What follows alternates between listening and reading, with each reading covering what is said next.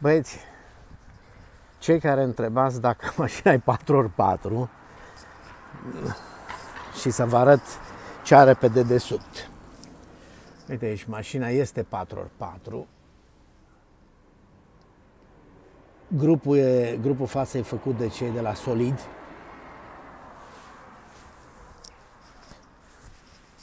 Așa. Cutia de transfer e un TH400 de fier, nu fontă, nu nimic altceva. Eșapamenții sunt făcuți de prietenul Cristi de la Ugod. Vedeți? Eșapamentul din dreapta iasă în stânga și cel din stânga iasă în dreapta.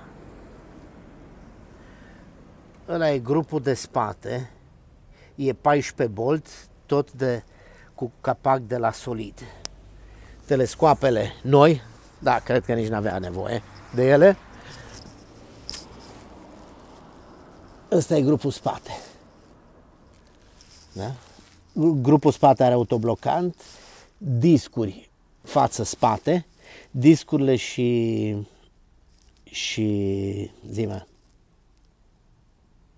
etrierii sunt de Corvette, și față și spate. Cam asta e mașinuța pe dedesubt. Și acum i-am pus și prelată pentru că vine ploaia, să nu prindă ploaia.